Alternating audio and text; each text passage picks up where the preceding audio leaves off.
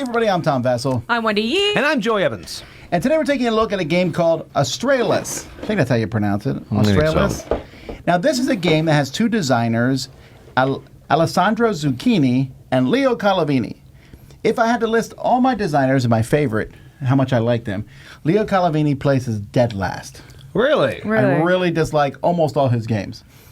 But some of his games that he's done in conjunction with other people, I really do like Vabank with Bruno Ferruti. Okay. So we need someone to rein him in and... Well, I don't know. Give him direction. Yeah. I'll still play a game from a different designer, but I saw this one had dice, so I was interested. And the theme here, the superhighway, underwater superhighway moving the turtles down, attracted me. So let's take a look at how the game plays, and we'll be right back. In this game, you're trying to get the most points. You'll be moving your turtle down this track, and you're going to be getting points after each round, and also points at the end of the game. But most of the points are going to occur after a round. In a round, you're going to be drafting dice over here in turn order. There's going to be a number of colored dice equal to the number of players that are rolled each turn and put there. And then you will draft whatever colored dice you want. You can take multiple of the same colors when it's your turn. What do the dice do? When you draft these white dice, they're going to give you cards and or points. So this one gives you 1 card and 2 points. So you'll take one of these cards over here next to the board, and you can use it instantly, and then it's gone, or add it to your display. We'll talk more about that later on. When you take a yellow die, you're going to get fish and or points. So this gives you 1 point and 4 fish. When you take one of these dice, you're going to move your turtle. This lets you move your turtle 6. 1, 2, 3, 4, 5, 6. If there's another turtle in your way, you do not count the spaces they're on if you're about to land on them. And when you take this one, this is number 6. It shows you here with the shell. And then you're going to take one of your seaweed tokens, and you can put it in the number 6 spot or any of the numbers that's below the 6. So I can put it in the 6, the 5, or the 4. If I take the 8, I can put it in the 8, the 7, the 6, the 5, or the 4, or even the 3 up here at the top. And if you take the red die, it doesn't give you anything right away, but it is going to let you go first next turn. Now, when you take a card, like I said, you can keep the card. You can use the card right away. This lets me take a fish. Or I can put it underneath the color coordinating spot. This one goes underneath the white. This goes underneath the yellow. And it's possible to get multiples of the same color. Although if you take the same color, it can't be the same type. I could take another one of these, but I couldn't take another one of these. This means whenever you take a die of that color, you also get to activate this. So whenever I take a white die, I also move my turtle forward 1 and take a fish. Whenever I take the yellow die here, I'm going to get to move my turtle in extra space, and I can put one of my coral tokens in the spot where my turtle is. And I can do these in any order, and you always do the cards before you do the dice. There's various spots on the board where when your turtle crosses them, you'll get a cube of your color. You're going to be putting those cubes when you collect them here, and there are other things that will give you cubes. Maybe you'll get some gray cubes.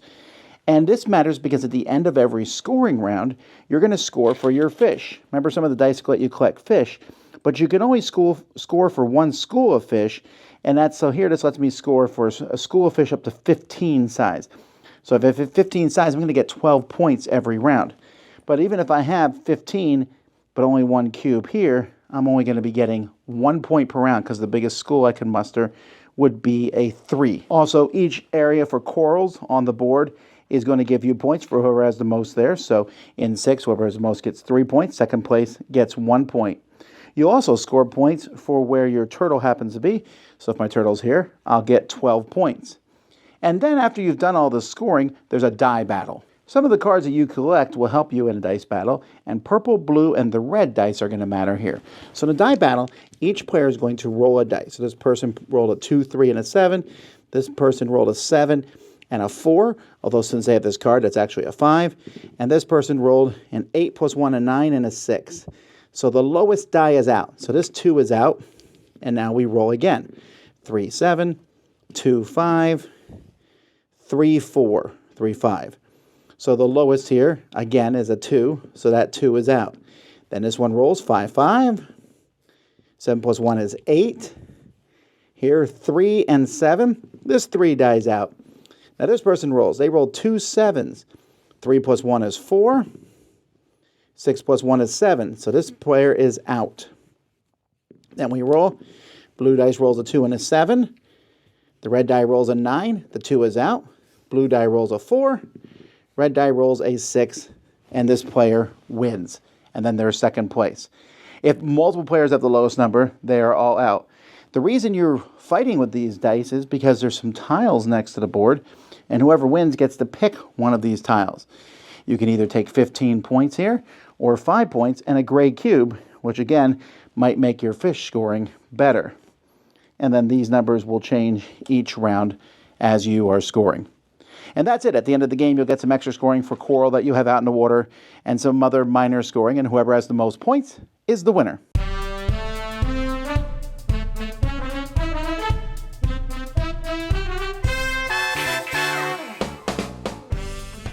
This game is so easy to teach and play to the point where, well, I haven't yet heard who was announced for the Spiel des Jahres nominees at the time of us recording this, but I would think this would be a possibility.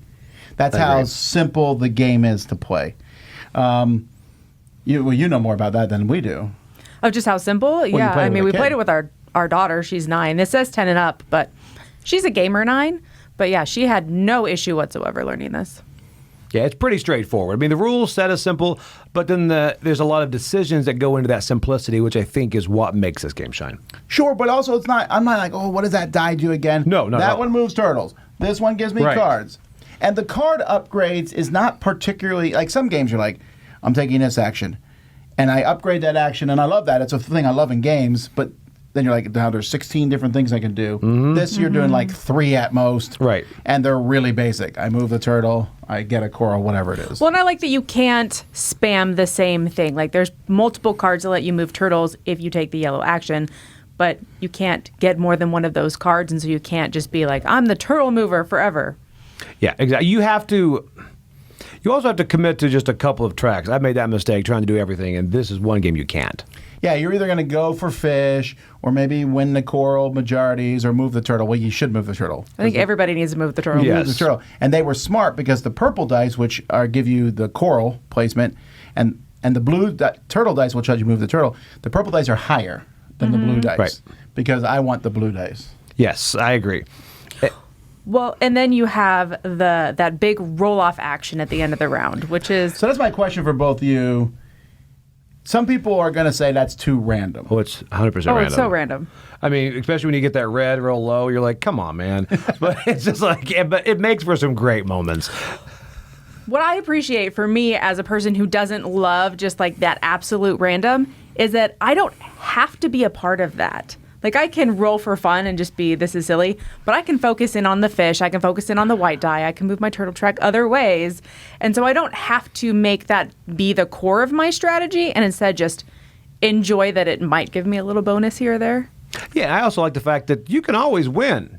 The odds may be against it, but there's a chance. I've seen it happen where it's like, that's just really good rolls, you know? Sure, and those cards that give you a +1, you're like, well, fine. Oh, yeah. Oh my goodness, yeah. though. But if you take first player and you roll that red die and you get a 4 on it, it just hurts your It soul. really does. It's frustrating. Especially when you have that +1. Yeah. Or sometimes what I've seen where 3 or 4 people tie, and suddenly half the dice are out of a round. Yes, yeah. But I think for how light this game is and simple that it is, I think that throws in a good excitement element so it doesn't just feel very plain. So I really appreciate that it's in there. We've got so much. You're going through the EAC, which I think is really cool. And then your area control and all the corals. The first reef, I think the points are so low. It's like, it doesn't really matter. But then you're really going to battle where you can, where the dice tells you can battle. You know, Yeah. as far as... The game is when you roll. basically just draft. What's that? Get a bunch of points, roll. Yeah. And do the same thing. And it doesn't overstay its welcome. I don't know how well this game is going to do overall. The name doesn't get you that excited about it, I think. I mean, when this came in, I looked at it, I was like, maybe type situation. And I don't know that I think the game is amazing, but I think it's a really solid, good game that I liked a lot more than I thought I would. I'm giving it a 7.5. It's enjoyable, it's easy to play, and I think it's a good introductory family weight game. Okay, I'm also going to come in at a 7.5. I I think looking at it, I thought kids game initially, especially with the cute little turtles.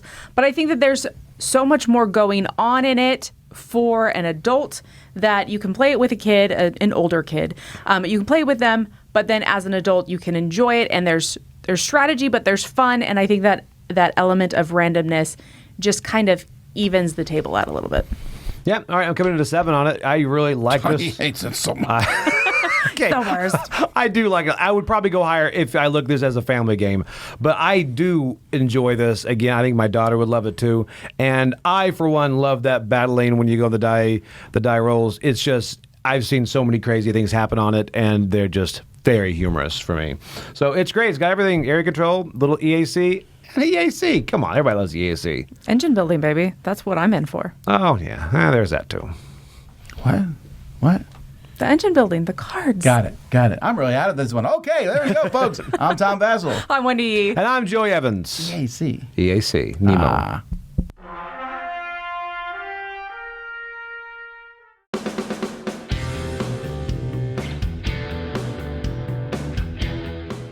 Hey everybody, thanks for watching this video. If you like this review or whatever you just watched, wasn't it amazing? Check out our channel, Dice Tower. We have all kinds of things. We review games, we do top 10s, we play games live. It's all about board games, but especially the people who play them. Check out Dice Tower YouTube channel.